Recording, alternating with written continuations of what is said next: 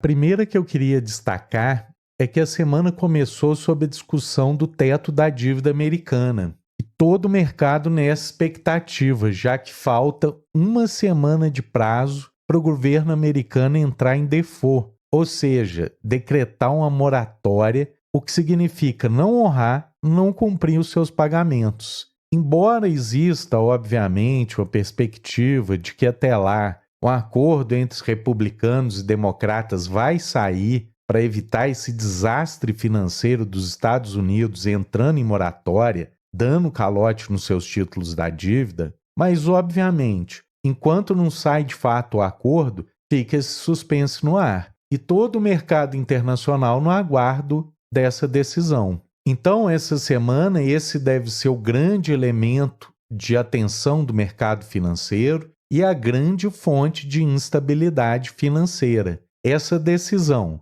os Estados Unidos dá o calote ou não dá o calote? Ainda falando um pouco sobre a economia americana, queria trazer aqui esse dado sobre o resultado da inflação nos Estados Unidos. É que no último ano, o percentual de pessoas que dizem que estão ok financeiramente caiu 5%, de 78% para 73% dos respondentes. Mas quando a gente olha pelo outro lado da moeda, significa que quase um terço da população respondeu que está ali fechando as contas ou com muita dificuldade para fechar as contas no fim do mês. Então, numa pesquisa com 11 mil pessoas nos Estados Unidos, além de mostrar que quase um terço da população está com dificuldade ou muita dificuldade de fechar as contas, mostra também que 35% piorou financeiramente em relação ao ano anterior.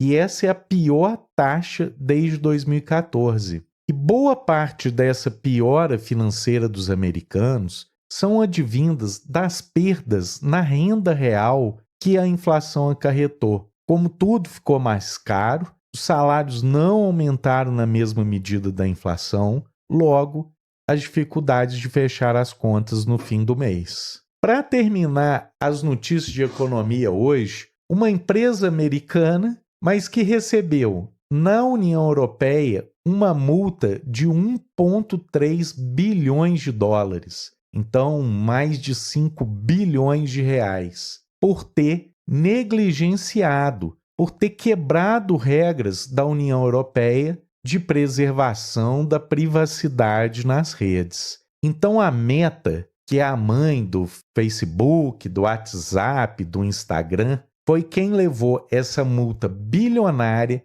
por estar invadindo a privacidade dos usuários e levantando dados ilegais desses usuários europeus. E ao contrário de outros lugares que poderiam estar criticando a multa, porque a multa poderia atrapalhar a lucratividade da empresa, ferindo a liberdade econômica, na União Europeia a gritaria é que saiu muito barato. Essa multa de 1,3 bilhões de dólares é um troco para a Meta. E assim essa multa não atinge o objetivo de desencorajar essa invasão de privacidade por parte da empresa. Mas, de todo modo, é um exemplo importante. No momento dessa discussão aqui no Brasil, de que a prática no mundo tem sido, sim, de regular, de controlar, de vigiar essas empresas. Porque os abusos delas, sobretudo nessa questão de uso de dados dos usuários, é mais do que patente. E fica aí mais uma prova com a União Europeia, multando justamente por essas quebras na manutenção da privacidade dos usuários dos aplicativos da Meta. Ou seja, se você usa Facebook, Instagram, WhatsApp, os seus dados estão sendo expostos e estão sendo capturados pela empresa, vendidos, usados, de maneira que na União Europeia é considerado ilegal. Voltando para os Estados Unidos para falar um pouco de política, duas notícias sobre a corrida presidencial para as próximas eleições do lado dos republicanos. O Ron DeSantis, governador da Flórida, que inclusive é uma pessoa bastante influente aqui entre a extrema-direita brasileira, ele vem encontrando muita dificuldade para decolar essa candidatura dele. E agora surge uma terceira via dentro dos republicanos, que a gente teria, em primeiro lugar,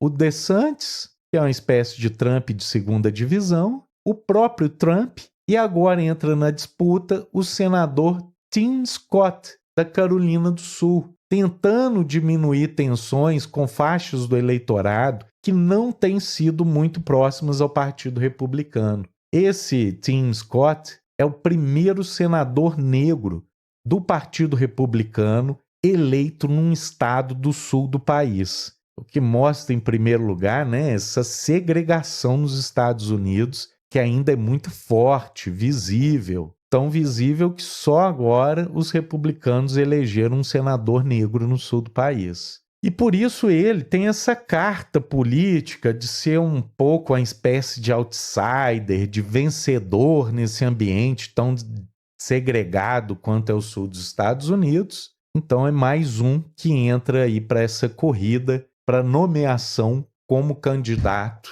na disputa do ano que vem. E como o Partido Democrata já está mais ou menos alinhado em torno da reeleição do Biden, os republicanos nesse processo de primárias ficam nessa disputa, o que dificulta ainda a consolidação de um cenário para ver quem que vai ser o concorrente. O Trump vai conseguir, inclusive aí com tantas questões judiciais, ser o candidato? Se não for o Trump, vai ser o Trump de segunda categoria, que é o DeSantis? Ou vai ser uma nova linguagem, uma nova roupagem para o Partido Republicano, tentando se afastar um pouco do trumpismo e recuperando, se aproximando de parcelas da população há muito perdidas pelos republicanos com essa tentativa aí, né, de candidatura alternativa do Tim Scott. Uma outra política da América do Norte, um grande escândalo de espionagem no México, que comprou o aplicativo Pegasus, que é um aplicativo de espionagem,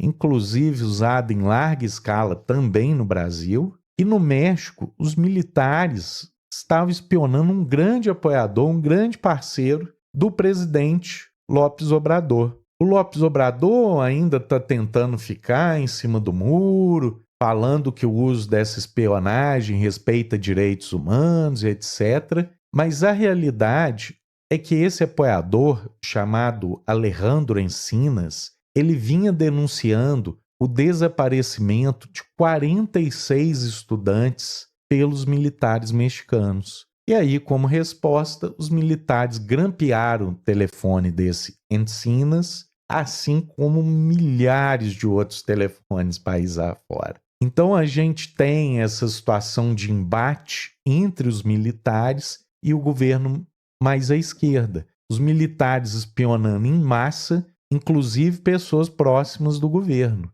E o governo tentando responder, investigando esses abusos das espionagens contra cidadãos mexicanos, contra integrantes do próprio governo, gente próxima do presidente. Essa é a disputa principal hoje aí no México e que a gente sabe de casos bem parecidos, acusações bem parecidas, inclusive aqui no Brasil. Avançando para as discussões sobre a guerra da Ucrânia, no fim de semana, as notícias da tomada de Bakhmut pelas forças russas, os jornais dos países envolvidos admitem essa realidade, mostrando os mapas, e como a gente vê aí, praticamente 100%, só umas áreas bem pequenininhas no oeste da cidade ainda disputa, mas a grande maioria sob controle russo, que mostra uma certa consolidação da invasão, inclusive com esse outro mapa mostrando uma linha de fortificações que a Rússia vem colocando na fronteira com a Ucrânia. E nessa nova fronteira estabelecida, já conquistada pelos exércitos russos nas províncias do leste da Ucrânia, né, Donbás, Donetsk. Então, quando a gente olha essa linha de defesa, a gente vê a consolidação de todo o investimento de infraestrutura, de fortificações. Essa linha parece apontar, obviamente que é uma dúvida se vai parar por aqui ou não, mas como sendo de fato o objetivo da Rússia nas conquistas territoriais. Então a Rússia está fortificando o que de fato, né, ela considera como o seu novo território, tá? Colocando fortificações lá na fronteira do que seria esse possível novo território consolidado. E se ainda tinha alguma disputa mais intensa em Bakhmut, ao norte de Donetsk, com a queda da cidade e a possível fortificação que vai acontecer nessa sequência, ajuda mais uma vez a consolidar essa nova linha fronteiriça entre a Rússia e a Ucrânia. E por conta dessa derrota importante em Bakhmut, o Zelensky teve no fim de semana no encontro do G7 em Hiroshima, e o Le Monde traz aí que o tom dele era de começar a procurar uma saída para a situação em que ele se encontra. Talvez a ficha está começando a cair. É impossível ganhar uma guerra contra a Rússia. E, portanto, é necessário começar a buscar uma saída para a situação atual. E a gente viu os esforços reiterados do Lula nesse sentido. O Zelensky parece ter dado uma esnobada no Lula, mas o principal articulador dessa porta de saída, inclusive, conversou com Lula sobre essas propostas de paz, que foi o Emmanuel Macron da França. Então, ao invés de se encontrar com Lula, o Zelensky preferiu a intermediação do Macron, mas o Macron já tinha discutido com Lula a situação. Então, goste-se ou não, o Lula está participando aí ativamente dessa proposta de paz. Assim como a China, que tem enviado reiteradamente interlocutores tanto para Moscou quanto para Kiev. E eu vi hoje de manhã algumas notícias que poderiam estar acontecendo, encontros iniciais das delegações dos dois lados. Portanto, a tese, né, que eu estou defendendo, que a queda de Bakhmut, ao definir claramente a linha fronteiriça da Rússia com a Ucrânia, a Rússia fortificando essa fronteira, isso pode ser um elemento do começo do fim da guerra. Isso pode significar que está caindo a ficha do Zelensky, que reverter essa situação consolidada da Rússia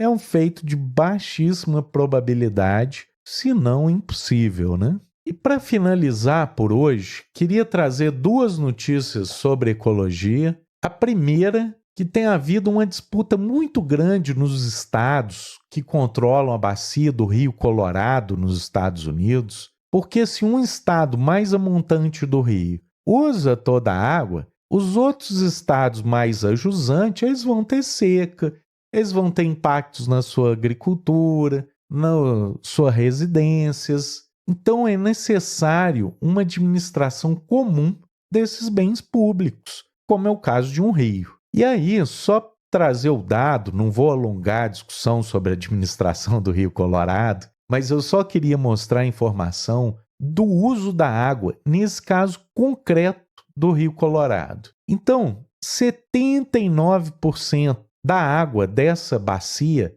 vai para a agricultura, da qual 55% é para produção de ração para os rebanhos animais. E 24% vai de fato para a produção de alimentos. Esses alimentos, né, que depois vão ser consumidos por humanos e não por animais. E quando a gente olha os outros usos, o uso residencial, comercial, industrial é uma fração pequenininha. Estamos falando aí, juntando tudo, de 20%. Então, o grosso do uso da água é para produzir ração, para alimentar os rebanhos. E tem essas estimativas de que 1 quilo de carne precisa de milhares de litros de água para produzir aquele quilo de carne. E a gente está vendo aí que isso acontece não é porque o boi bebe muita água, né? Mas porque a comida que o boi ingere necessita de muita água na sua produção. Então, quando a gente olha a cadeia inteira da carne,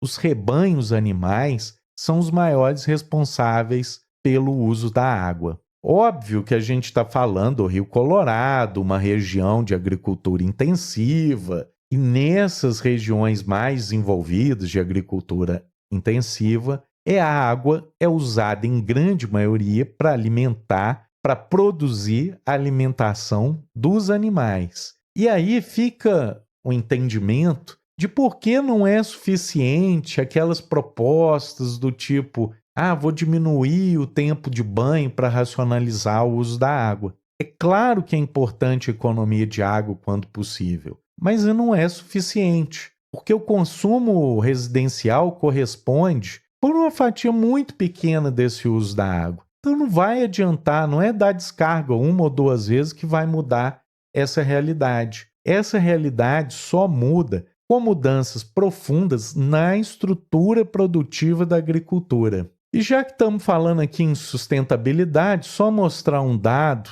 Na Europa, que é uma grande incentivadora da energia solar, mas a gente vê que, no geral, essa energia ainda corresponde a uma parcela bem pequena da produção de eletricidade no continente. Na média da União Europeia, não chega a 8%. E mesmo o país líder, que é a Holanda, com pouco mais de 14% da eletricidade vindo solar, mostra que, por maior que sejam os incentivos a essa vertente de produção de energia, elas ainda estão longe de serem grandes o suficiente de maneira que evite a necessidade de produção de eletricidade de outras fontes e, sobretudo, de fontes fósseis. Então, como é muito pequena a produção de solar, ainda é necessário muita energia fóssil para produzir toda a eletricidade demandada na Europa.